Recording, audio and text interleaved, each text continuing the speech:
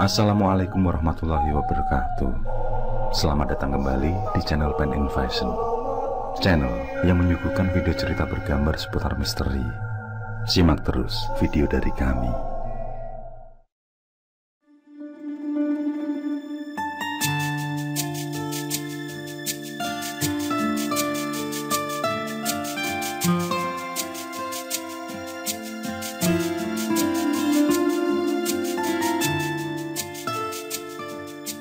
Fajar akan segera menghilang, di mana mentari akan segera menyingsing terbit bersama harapan baru. Namun suasana pagi ini sangat sendu, begitu juga keluarga Angga.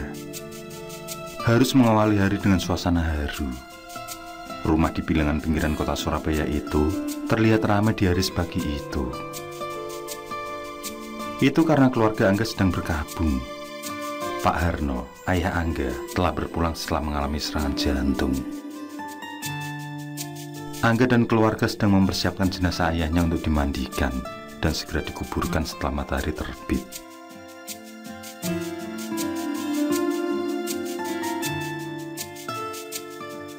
Sepulang dari pemakaman, Angga terlihat murung. Sebagai anak laki-laki tertua di keluarga, dia merasa memikul tanggung jawab untuk dapat membantu perekonomian keluarga. Karena sang ibu hanya seorang pembantu rumah tangga yang berpenghasilan hanya cukup untuk makan sehari-hari. Itu pun dengan dibantu Angga yang sering berpuasa untuk makan bagi kedua adiknya yang masih duduk di bangku SD.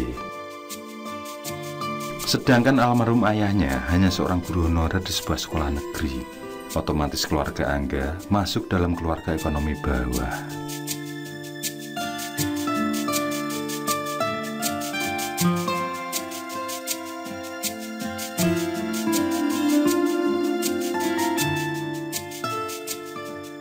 Setelah 7 hari dari kematian ayahnya, Angga memacu kencang motor menuju rumah salah satu temannya yang kabarnya sudah bekerja di sebuah rumah sakit di kota Surabaya.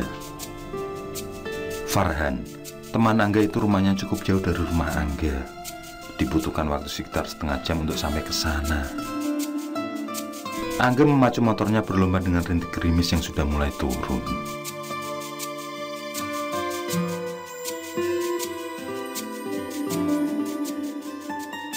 Sesampai di rumah Farhan, Angga mengetuk pintu rumah dan didapati ibu Farhan membukakan pintu yang kemudian mempersilahkan masuk.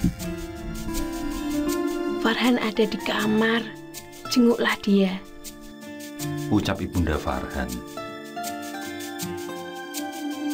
Saat Angga masuk ke dalam kamar Farhan, terlihat kawannya itu sedang terbaring sakit. Tubuhnya terkulai lemas. Bibir dan mukanya pucat tapi masih cukup sadar untuk bercengkrama dengan Angga, kawan baiknya. Tapi ini kerjaannya lumayan menantang loh, Angga. Apa kamu siap? Tanya Farhan dengan wajah lemasnya. Angga tidak peduli dengan penjelasan Farhan tentang pekerjaan di rumah sakit yang akan dijalani. Dia sudah bulat tekad demi tanggung jawabnya menggantikan sang ayah. Sebenarnya, Farhan masih baru bekerja di rumah sakit tersebut. Lewat salah satu saudaranya, dia bisa masuk dan bekerja. Pada awalnya, dia ditempatkan di bagian pos administrasi, yang kerjanya melayani transaksi pengunjung atau pembesu yang sedang melakukan pembelian obat ke apotik. Karena apotik rumah sakit hanya menerima resep saja dan tidak dapat melakukan transaksi. Tapi dikarenakan bagian itu kadang-kadang tidak terlalu ramai dan stafnya juga masih mencukupi, jadi Farhan yang diperbantukan untuk handle mobil ambulan juga. Kebetulan sopir sebelumnya mengundurkan diri. Dari situlah Farhan berniat akan menjadikan Angga sebagai sopir ambulan.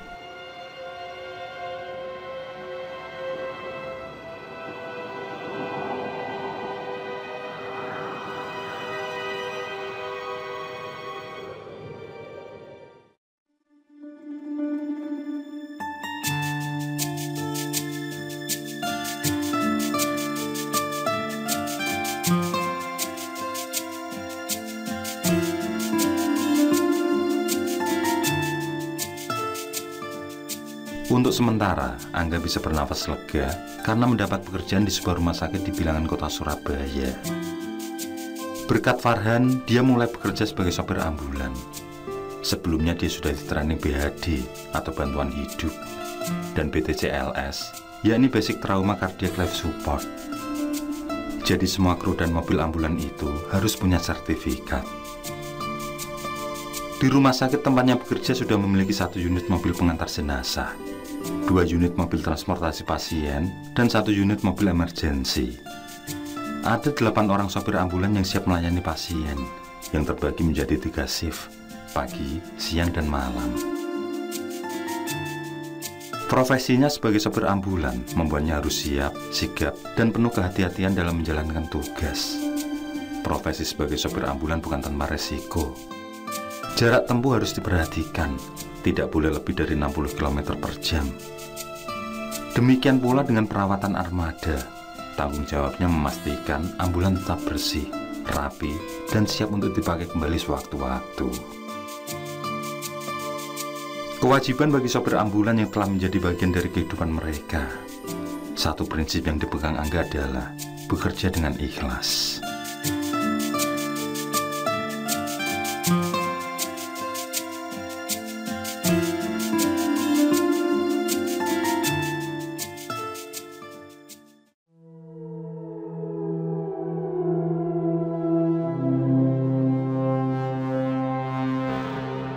Jam 9 malam, Angga sudah sampai di rumah sakit.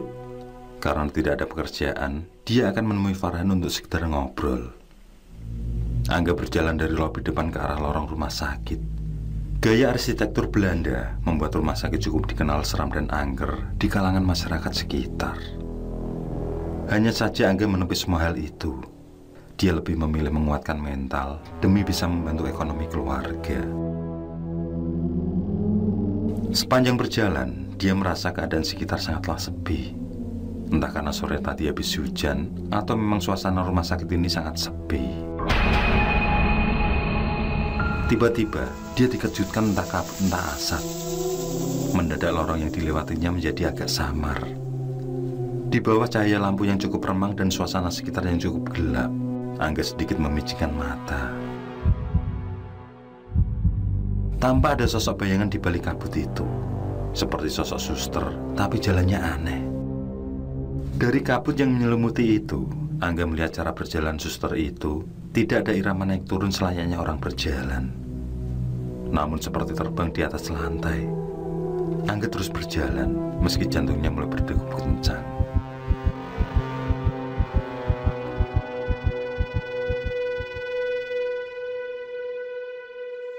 Sesampai di ujung lorong, kabut tadi lenyap dan dia tidak mendapati ada siapa-siapa di lorong itu. Dengan keheranan, Angga melihat lorong yang seperti tak berujung itu. Dia bertanya-tanya, kemana perginya suster tadi? Begitu cepat dia berlari. Saat itulah, tiba-tiba dari belakang, sebuah tangan memegang bahu Angga. Yang membuatnya terkaget bukan kepalang.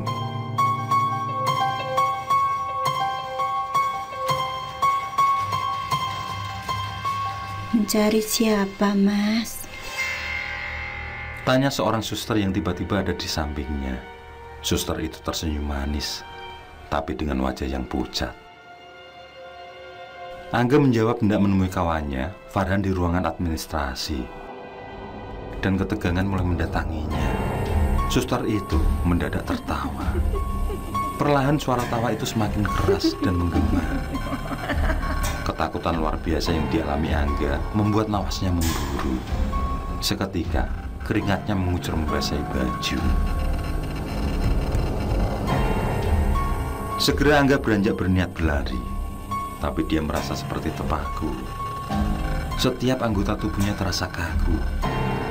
Saat Angga kembali menengok ke arah belakang, suster itu sudah lenyap tidak berjejak. Dengan bergidik ngeri dan bulu kuduk yang meremang, Angga membaca ayat kursi. Suara tawa seram itu pun perlahan semakin menjauh dan menghilang. Di tengah suasana mengerikan itu, Angga lanjut menuju ke arah ruangan administrasi. Dia kuatkan hati dan mengencangkan jaket yang membalut tubuhnya. Dengan membaca wirid dalam hati, Angga menyusuri lorong itu. Belum sampai ke ruangan Farhan, HP Nokia-nya berdering. Dia menghentikan langkah dan segera mengangkat telepon. Yang ternyata dari Pak Dayat, salah satu perawat di ruang IGD. Beliau menyuruhnya standby karena akan ada jenazah yang harus diantar pulang.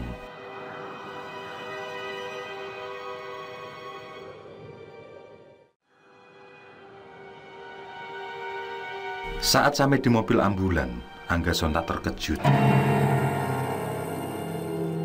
Karena dia melihat masih ada tubuh yang terbaring di dalam mobil itu. Saat dia amati dari luar, meski kurang jelas, namun tampak sosok tersebut sebentuk pocong. Rasa takut akan sosok suster yang sudah menghilang kini hadir kembali. Dia merasa gemetaran melihat pemandangan tersebut. Dengan keberanian yang dikumpulkan, akhirnya Angga membuka pintu mobil. Tapi tubuh itu sudah tidak ada. Sungguh hal di luar nalar. Angga berpikir kalau itu hanyalah halusinasi saja. Kemudian Angga lanjut melakukan pengecekan kendaraan guna memastikan semua siap saat mobil akan dipakai. Pengalaman di STM ternyata sangat bermanfaat baginya untuk pekerjaan ini, karena bisa memudahkan bekerja dalam pengecekan mesin mobil.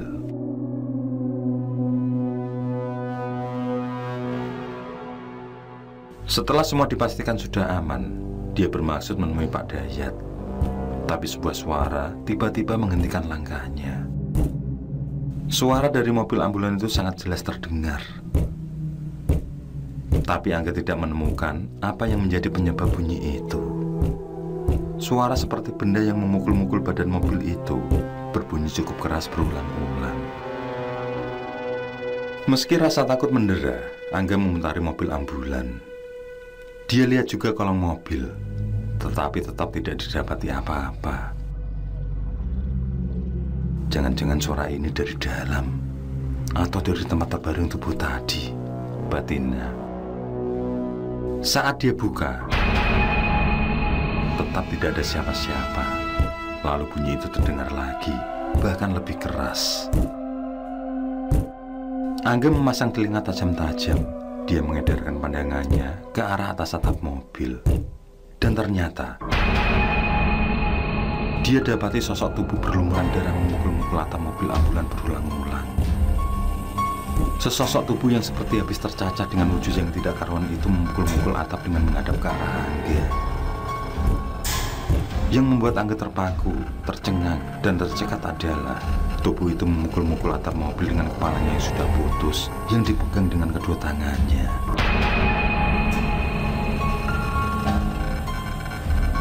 Sungguh dia ingin berteriak sekencang-kencangnya, tapi entah kenapa mulutnya seperti terkunci. Lutut pun serasa kehilangan tulang tempurung. Tubuh Angga seketika kaku tidak bergerak, seakan dipaksa menyaksikan pemandangan yang mengerikan itu. Dan saat sosok itu berhenti memukul-mukul, kepala itu diletakkannya di atas atap mobil, lalu terjatuh ke bawah mobil dan menggelinding ke arah Angga. Dengan ketakutan yang sudah diambang batas, akhirnya Angga mampu berlari sekencang-kencangnya, melewati lorong yang menghubungkan area parkir mobil menuju ruang IGD. Kamu kenapa, Mas? Tanya seorang suster yang berpapasan dengannya. Angga hentikan langkahnya sambil mengatur nafas. Saat dia hendak menjawab, ternyata suster itu adalah yang ditemuinya tadi. Ketegangan pun berlanjut. Suara itu kembali terdengar, disusul lenyapnya sang suster. Sungguh malam yang mengerikan bagi Angga. Dengan segera, dia kembali melajukan kakinya. Setibanya di depan ruang IGD, beberapa orang yang tampak berduka memandang Angga dengan heran. Yang juga ada Pak Dayat yang langsung mendekatinya. Dengan nafas tersengal, Angga hendak menceritakan tentang apa yang baru saja disaksikan. Namun dengan cepat, Pak Dayat menariknya keluar dari tempat tersebut. Lelaki itu tampaknya paham dengan kejadian yang menimpa Angga, dan dia tidak mau membuat orang-orang di sana ikut panik. Dibawanya Angga ke tempat yang sepi. Kamu kenapa, Angga? Masih diliputi rasa takut, Angga mulai menceritakan apa yang menimpanya. Kejadian menyeramkan yang belum pernah dialami malam ini sangatlah nyata. Pak Dayat yang melihat wajah takut Angga menceritakan tentang ambulans jenazah tersebut, di mana semua sopir tidak kerasan dengan mobil itu. Penyebabnya adalah gangguan-gangguan makhluk tak kasat mata yang menyeramkan. Dan dari teror yang terus datang, pada akhirnya semua memilih keluar sebagai sopir. Sementara apa yang disaksikan Angga adalah sosok arwah preman yang mati karena kecelakaan beberapa tahun yang lalu. Penyebab kematian tersebut adalah motor sang preman menghantam truk dari arah berlawanan, yang membuat badannya tersambar truk yang ada di belakang dan kepalanya terpisah dari tubuh saat ban truk melindas lehernya. Mayatnya sampai rumah sakit diantar mobil polisi, yang ternyata adalah mobil yang mengejarnya di jalan saat dia kecelakaan. Preman itu menjadi buronan polisi karena sebuah kasus perampokan dan kekerasan. Dan saat dilakukan pengejaran, naas tidak terelakkan, dia meninggal dalam sebuah kecelakaan mengerikan tersebut. Sejak ambulan mengantarkan jenazahnya, kejadian penampakan itu terus berlangsung.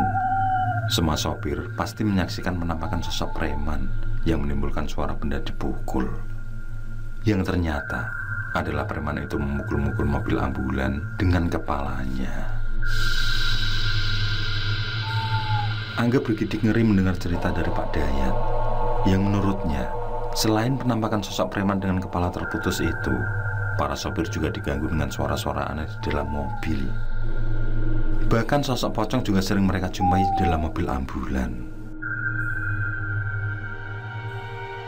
Lantas, suster itu siapa, Pak? Angga bertanya tentang satu lagi sosok yang menghantui terlebih dahulu. Malam makin larut. Sekejap kemudian Pak Dayat menengok jam tangan. Dia perkirakan waktu untuk bercerita, dan tampaknya waktu dirasa cukup. Dia pun mulai berkisah bahwa suster itu adalah suster Ana. Sebenarnya tidak ada sangkut paut masalah kematiannya dengan rumah sakit. Tapi mungkin karena kerasan bekerja di rumah sakit tersebut, sehingga arwahnya masih terus gentayangan usil.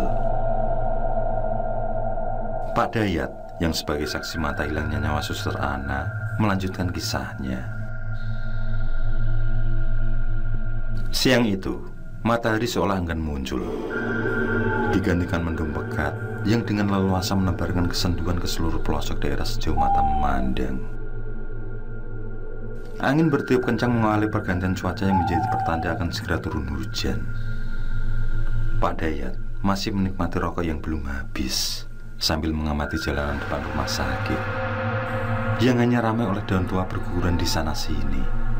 Tidak tampak ramai lalu lalang kendaraan.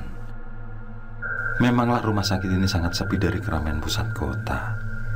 Jalan rumah sakit menuju ke pertigaan jalan raya yang langsung menuju pusat kota dan bersebelahan dengan kantor polisi. Setelah puas menikmati suasana, Pak Dayat hendak beranjak kembali ke dalam. Belum sempat melewati pintu gerbang, terdengar suara tabrakan yang cukup keras bersamaan dengan teriakan suara perempuan. Tanpa menunggu aba-aba, Pak Dayat langsung berhambur menuju pertigaan asal suara tadi. Terlihat suster Ana yang menjadi korban tabrak lari di pertigaan. Segera saja, Pak Dayat membopong gadis itu ke ruang IGD rumah sakit, berharap masih ada kesempatan untuk menyelamatkan nyawa sang gadis. Petugas medis yang jaga langsung dengan sigap melakukan tugas. Diperiksanya nadi, kornea mata, dan masih ada sisa nafas yang keluar lemah. Karena denyut jantung yang mulai melemah, dicoba untuk mengembalikan kesadaran dengan alat kejut jantung setelah memasang alat bantu pernafasan. Dan setelah sekali dicoba, akhirnya garis pada mesin kardiograf menunjukkan garis datar. Suster malang itu mengembuskan nafas terakhirnya.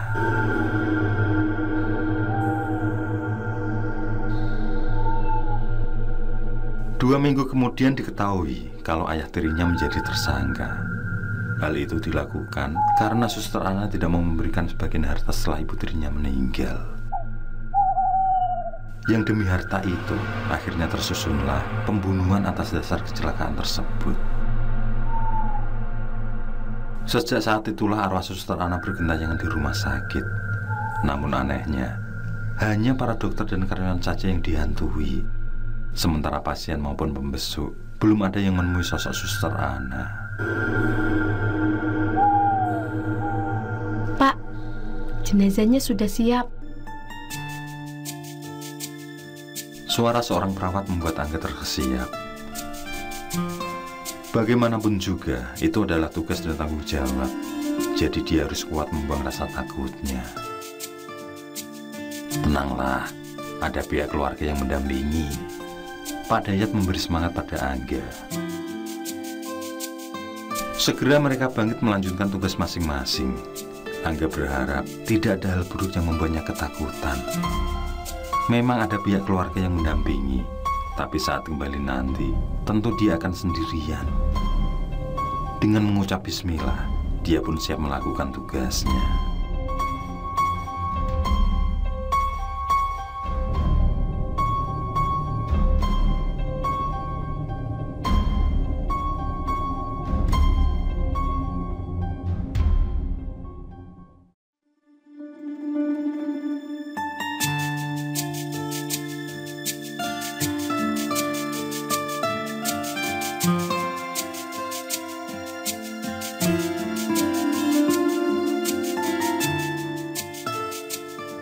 Setelah kejadian itu, pihak rumah sakit merumahkan ambulan dan diganti dengan yang baru.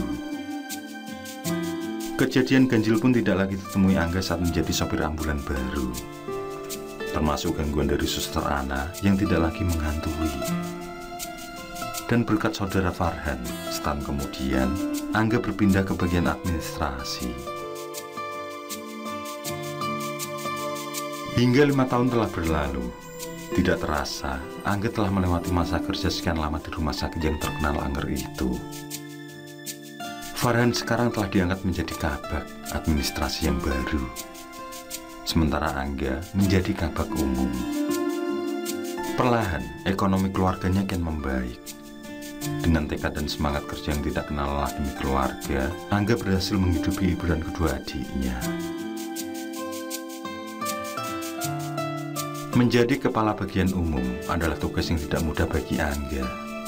Meskipun sudah hafal dengan detail pekerjaan dari yang paling remeh hingga yang paling sulit, tetap saja departemen Angga sering menghadapi situasi yang tidak mudah.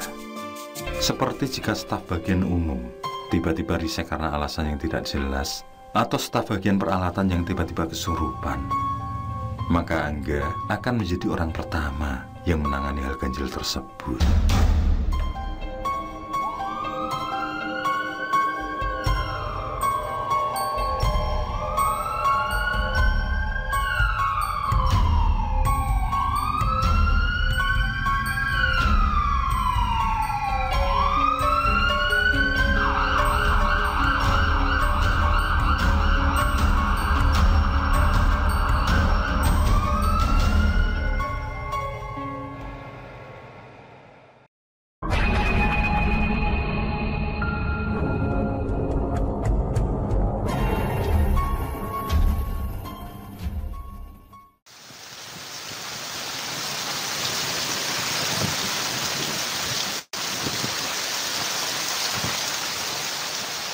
Hujan mengiringi perjalanan Agung sore ini.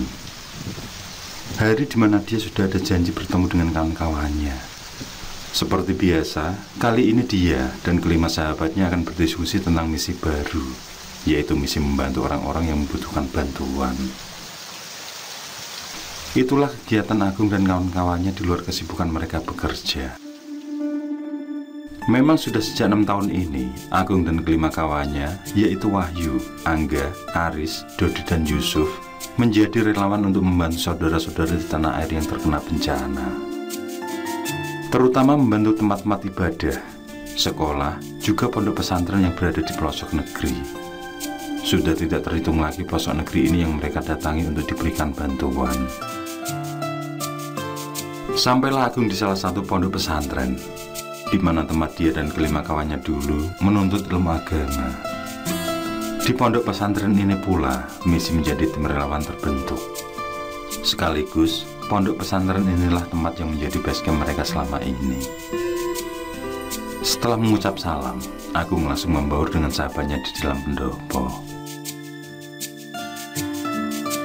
Setelah berbahasa-basi sebentar, mereka mulai mendiskusikan tentang kemana tujuan memberikan bantuan kemanusiaan. Mereka pun saling bertukar ide. Di tengah keseriusan itu, tiba-tiba muncul Kiai Mansur. Beliau adalah pengasuh pondok pesantren di sana. Semua terdiam saat Kiai Mansur ikut bergabung dengan mereka. Kemudian Kiai Mansur memberikan masukan untuk datang ke sebuah tempat pelosok di Jawa Barat. Di sana membantu pembangunan pondok pesantren yang roboh terkena banjir. Yang mana pondok pesantren itu adalah milik sahabat beliau yang dulu sama-sama belajar ilmu di Mesir. Setelah kembali ke tanah air, Kiai Mansur mendirikan pondok pesantren di Jawa Tengah. Sedangkan kawan beliau memilih membangun pondok pesantren di pelosok wilayah Jawa Barat. Tujuannya untuk mengajarkan agama pada anak-anak dari keluarga tidak mampu. Generasi penerus itu dididik ilmu agama secara gratis. Dan 2 hari yang lalu, sahabat Kiai Mansur yang bernama Kiai Burhanuddin tersebut mengirim surat. Beliau memberitahu bahwa pondok pesantren yang sudah berdiri selama 30 tahun itu roboh diterjang banjir bandang. Beliau minta doanya agar Tuhan memberi kelancaran untuk pembangunan kembali pondok tersebut. Ini alamatnya kalau kalian berangkat ke sana. Tempatnya terpencil dan jauh dari kota. Di sana juga tidak ada sambungan telepon. Jadi petunjuk kalian hanya kertas ini. Lanjut Kiai Mansur sebelum meninggalkan pendopo. Begitu Pak Kiai sudah keluar ruangan, diskusi kembali dilanjutkan. Dan atas berbagai pertimbangan, akhirnya mereka mengambil keputusan untuk berangkat ke tempat yang dimaksud oleh Kiai Mansur.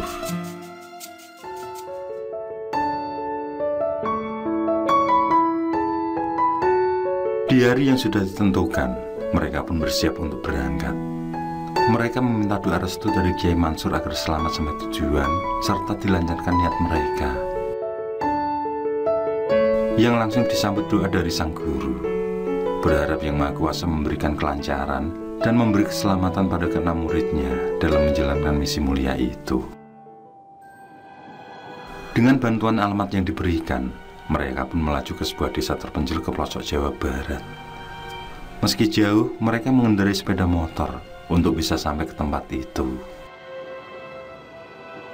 Menurut informasi yang didapat, jalan yang akan dilewati medannya sangatlah susah jika menggunakan kendaraan roda 4. Mereka harus melewati jalan sempit, menanjak, bahkan sangat curam dengan bebatuan yang tajam dan licin jika terkena air. Mereka pun berjalan beriringan, dengan Dodi dan Agung berboncengan paling depan. Beberapa kali mereka melakukan istirahat untuk sholat juga rebahan. Hingga setelah 13 jam perjalanan, mereka sudah sampai di perbatasan salah satu desa. Itu sesuai petunjuk yang tertera di kertas yang diberikan oleh Kiai Mansur. Mereka pun berhenti sejenak, memastikan lagi bahwa benar itulah perbatasan desa yang dimaksud. Memang ini perbatasan desa terakhir. Dan setelah ini, kita harus masuk ke hutan itu.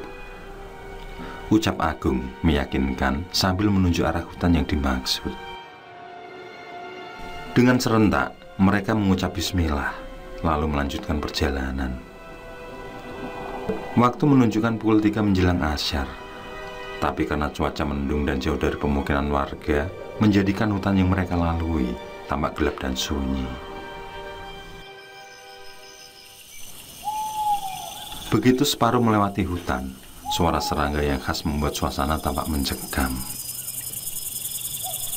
Dan mereka terpaksa menghentikan perjalanan karena hujan yang turun secara tiba-tiba. Kebetulan sekali terdapat sebuah gubuk tepat di sisi hutan. Dengan segera mereka berhambuur ke gubuk tersebut.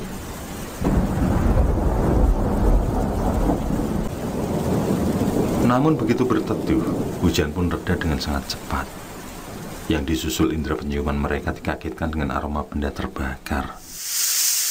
Mereka pun sontak mencari sumber bau tersebut. Mereka berpikir mungkin bau itu berasal dari pemukiman warga. Jika benar, maka perjalanan mereka hampir sampai.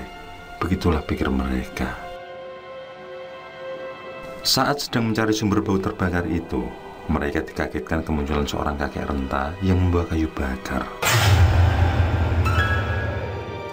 "Kalian mau kemana?" tanya kakek tua tersebut. Segera, Agung menjelaskan tentang pondok pesantren yang menjadi tujuan. Sang kakek menjawab kalau wilayah itu masihlah sangat jauh. Mungkin lewat tengah malam baru sampai di sana. Yang kemudian beliau mengajak untuk menginap di tempatnya saja dulu. Barulah besok pagi melanjutkan perjalanan.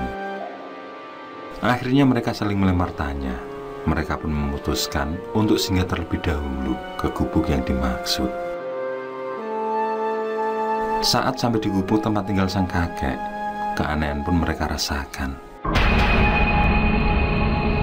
Gubuk yang berada di tengah-tengah hutan itu adalah satu-satunya di sana. Tidak ada bangunan lain di sekitar. Dan saat masuk ke dalam, tercium kembali bau gosong yang sangat menyengat. Tapi mereka simpan rasa penasaran itu dalam-dalam. Malam pun tiba. Karena kelelahan, mereka langsung merebahkan tubuh di lantai. Yang kemudian susul menyusul, semua mulai terlelap. Hingga dalam nyenyak itu mereka dikejutkan dengan suara yang sangat ramai. Terdengar suara teriakan yang sangat riuh, juga suara jerit kesakitan.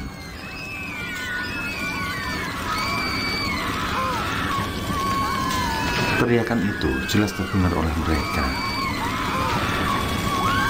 Disusul kemudian jeritan perempuan dan laki-laki kepanasan minta tolong. Sontak, mereka semua langsung bangkit dan mencari sumber suara. Akan tetapi, saat keluar, keadaan baik-baik saja, hening.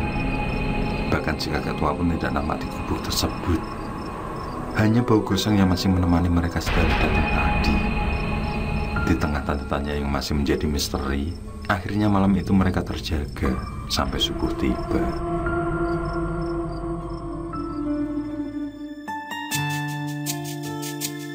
Setelah melakukan sholat subuh berjamaah, mereka pun bersiap untuk melanjutkan perjalanan. Di saat sedang membereskan barang-barang, tiba-tiba kakek tua itu sudah berada di belakang mereka. "Akan kakek tunjukkan jalan supaya kalian tidak tersesat.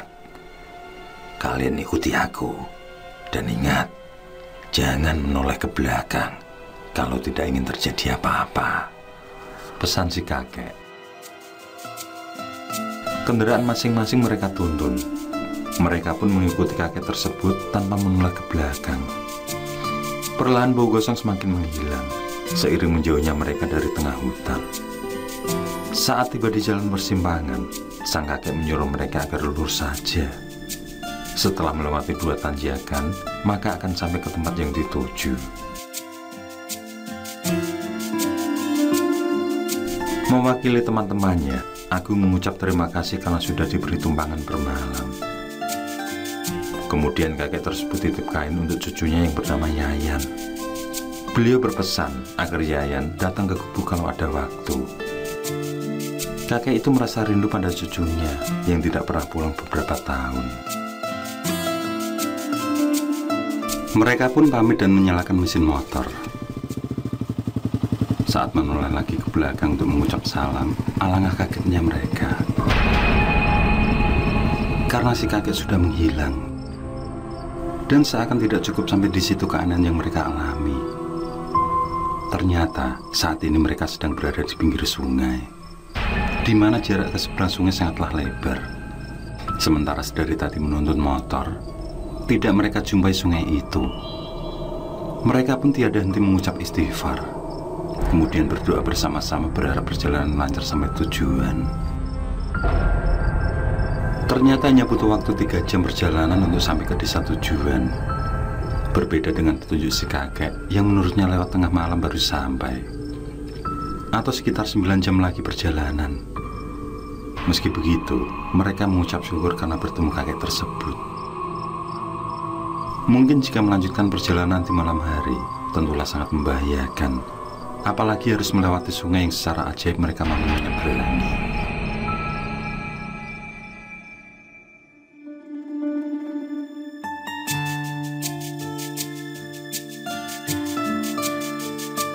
Atas petunjuk yang didapatkan dari penduduk desa sekitar, sampailah mereka di rumah Kiai Burhanuddin, sebuah rumah sederhana yang terbuat dari kayu dan bambu. Mereka pun disambut dengan hangat oleh Pak Kiai, yang kemudian menanyakan tentang kondisi Kiai Mansur, sahabat beliau, termasuk kondisi pondok pesantren yang diasuhnya. Hari pertama itu, mereka lewatkan dengan meninjau lokasi pondok, juga beberapa warga yang terkena dampak banjir bandang, yang juga menyerahkan bantuan berupa uang tunai untuk membeli bahan bangunan, juga sebagai bentuk donasi bagi warga. Mereka memang mempunyai donatur tetap untuk misi kemanusiaan yang dijalankan selama ini, yang setiap tahunnya para dermawan itu semakin bertambah karena tahu kegigihan mereka sebagai relawan.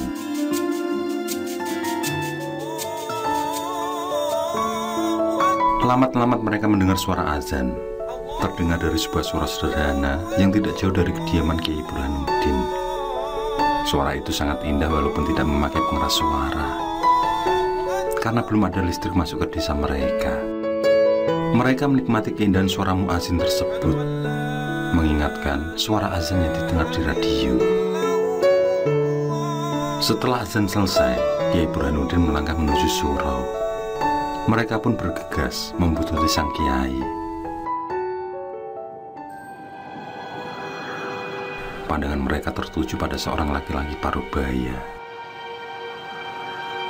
"Beliau adalah Kiayan, muazin di sini," ucap seorang warga yang tahu saat mereka memperhatikan sosok tersebut. Mendengar nama Yayan, Agung langsung teringat dengan kain yang dititipkan oleh sang kakek. Aki Yayan, begitu warga sekitar memanggilnya, adalah muazin di surau tersebut. Beliau lahir dengan tubuh yang memiliki keterbatasan, yaitu badannya yang bungkuk, disertai benjolan besar pada bagian pundak sampai punggung, sementara kaki kirinya lebih kecil, sehingga membuat beliau harus berjalan seperti orang pincang. Bahkan tidak jarang, beliau harus menyeret kaki kirinya saat berjalan, sedangkan tangan kirinya tidak memiliki jari. Jadi tampak seperti tangan yang mengepal. Hanya kaki kanan dan tangan kanannya yang tampak normal seperti orang lain.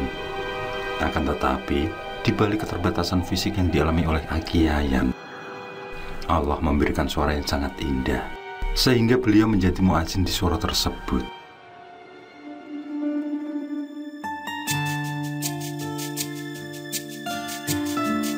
Warga di desa tersebut memiliki kebiasaan, yaitu setelah selesai melaksanakan sholat maghrib, mereka tidak langsung pulang. Akan tetapi akan mendengarkan dulu tausiah dari Kiai Burhanuddin. Setelah itu dilanjutkan dengan sholat isya berjamaah. Barulah setelah usai melaksanakan sholat isya, mereka akan pulang ke rumah masing-masing. Saat sebagian warga sudah keluar dari surau, Agung langsung mendekati Aki Yayan. Agung meminta agar Aki Yayan jangan pulang dulu, disuruh menunggunya yang akan mengambil kain titipan dari seorang kakek. Ucapan Agung dibalas dengan rasa heran oleh Aki Yayan. "Titipan apa, nak?" tanya Aki Yayan penasaran. Agung hanya menjawab sebuah kain, yang kemudian bergegas mengambil barang yang dimaksud di rumah Pak Kiai. Sementara itu, semua kawannya sudah tidak ada satupun yang berada di surau. Mungkin mereka capek, sehingga secepatnya ke rumah Kiai Burhanuddin untuk beristirahat. Begitu kain ditemukan, Agung langsung menemui Aki Yayan yang tampak menunggunya. Agung menjelaskan bahwa saat perjalanan telah dibantu oleh seorang kakek. Dan kakek itulah yang menitipkan kain tersebut, sekaligus berpesan agar Aki Yayan datang mengunjungi beliau di hutan sana. Aki Yayan yang mendengar cerita dari Agung hanya terdiam. Beliau menggenggam erat kain kusam tersebut. Tampak matanya yang mulai berkaca-kaca. Tanpa berucap apapun, Aki Yayan keluar surau meninggalkan Agung yang diliputi tanda tanya besar.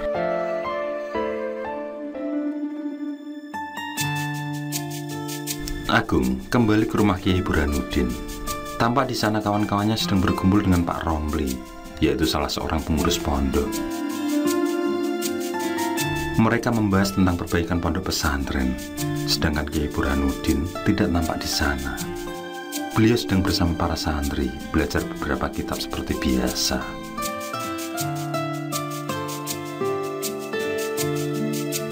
Agung yang merasa penasaran dengan Aki Yayan memberanikan diri bertanya pada Pak Romli tentang sosok muadzin tersebut. Yang dari situ akhirnya Agung mewakili kawan-kawannya bercerita tentang apa yang mereka alami saat perjalanan. Begitu mendengar cerita dari Agung, Pak Romli menghela nafas panjang. Disusul kemudian ganti beliau yang mulai berkisah.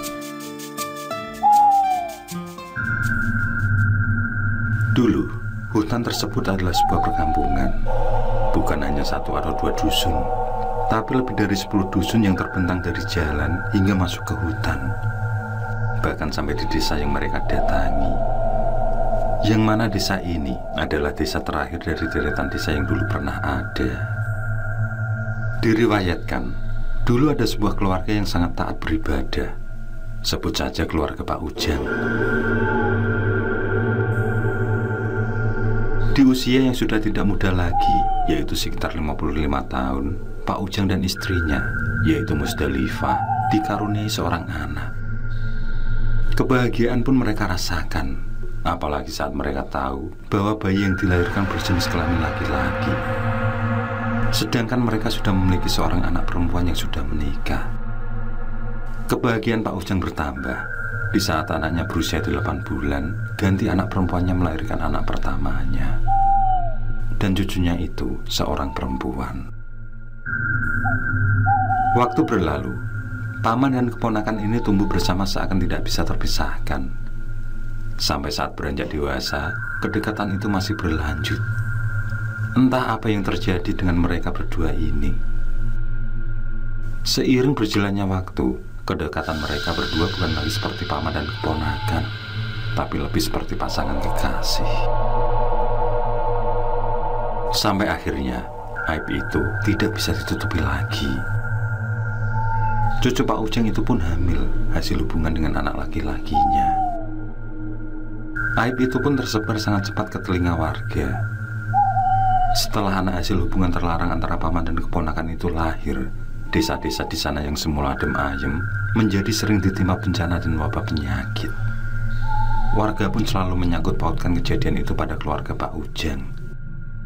Mereka menganggap sebagai keluarga yang membawa sial. Karena seringnya terjadi bencana dan wabah, lama-kelamaan warga pun geram dengan aib yang mereka lakukan. Hingga kejadian malam itu tidak bisa dihentikan. Warga mengepung rumah Pak Ujang. Dengan membabi buta, mereka meluapkan emosi dengan membakar rumah Pak Ujang. Seluruh keluarga Pak Ujang yang terjebak di dalam tidak bisa menyelamatkan diri. Mereka pun terpanggang hidup-hidup. Kiai Burhanuddin yang saat itu baru mendirikan pondok pesantren langsung mendatangi tempat kejadian saat mendengar kabar dari salah satu warga. Sayangnya, saat sampai di tempat kejadian, semua sudah terlambat. Rumah Pak Ujang tinggal puing. Kiai Burhanuddin yang menyisir tempat itu merasa prihatin, di mana tubuh Pak Ujang, istri, dan anak cucunya sudah hangus terbakar. Mereka meninggal dalam keadaan mengenaskan. Setelah selesai menguburkan jenazah Pak Ujang dan keluarga, Kiai Burhanuddin tidak kembali pulang. Dan di saat itulah terdengar suara tangis anak kecil dari balik semak. Kiai Burhanuddin beserta muridnya bergegas kembali menyisir sekitaran rumah. Dan ditemuilah Yayan, anak yang dianggap aib sebagai pembawa bencana. Yayan selamat dalam kebakaran itu, karena pada saat kejadian berlangsung, Yayan kecil sedang buang hajat di sungai. Dan di saat kembali ke rumah, Yayan mendapati warga sudah mengepung rumahnya. Yayan pun akhirnya bersembunyi di semak, sambil menyaksikan bagaimana warga membakar rumah beserta keluarganya. Kiai Burhanuddin yang melihat Yayan kecil langsung menyuruh salah satu muridnya untuk membawa anak itu ke pondok. Tujuannya agar tidak menjadi incaran warga. Yayan pun akhirnya dibesarkan oleh Kiai Burhanuddin di pondok pesantren beliau. Setelah kejadian keji yang menimpa keluarga Pak Ujang, teror pun mulai datang. Setiap warga dihantui oleh sosok Pak Ujang. Warga akan terlebih dahulu mencium bau gosong daging terbakar. Yang semakin lama, bau gosong itu akan berubah menjadi bau busuk yang menyengat. Kejadian itu berlangsung tidak mengenal waktu. Baik pagi, siang, maupun malam, teror terus berlanjut. Dan karena teror yang berkepanjangan, akhirnya satu persatu warga meninggalkan desa tersebut. Hanya desa tempat Yayan bermukim saja yang tidak pernah diganggu oleh sosok hantu Pak Ujang. Sebenarnya, warga sudah meminta bantuan orang pintar untuk mengusir teror Pak Ujang. Namun tidak ada seorang pun yang mampu mengusir hantu tersebut. Sayangnya, mereka tidak meminta bantuan Kiai Burhanuddin. Warga yang masih percaya pada dukun mengabaikan Pak Kiai yang baru beberapa minggu tinggal di sana. Mendengar cerita dari Pak Romli, Agung beserta kelima kawannya teringat dengan sosok kakek tua yang mereka temui di dalam hutan, yang mana juga muncul bau gosong menusuk hidung di sepanjang malam. Mereka berpikir kalau sosok kakek tua itu adalah penampakan Pak Ujang. Tapi mereka bersyukur karena sosok itu sudah menolong mereka saat berada di tengah hutan dan membantu mereka menunjukkan jalan untuk sampai ke tempat ini.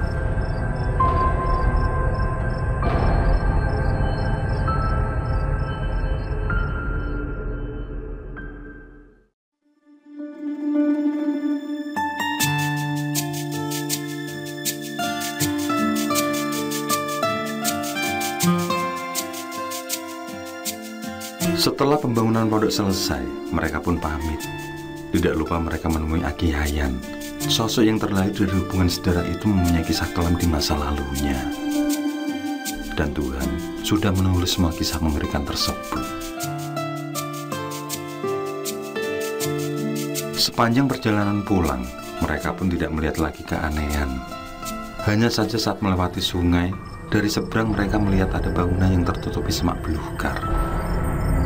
Kemungkinan bangunan itu adalah sisa desa yang dulu pernah ada.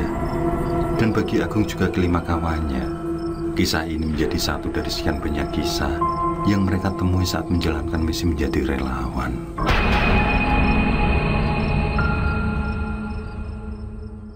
Oke, terima kasih. Semoga kawan-kawan terhibur, dan untuk ke depan, semoga channel ini bisa lebih baik lagi. Akhirul kalam, wassalamualaikum warahmatullahi wabarakatuh. So sad.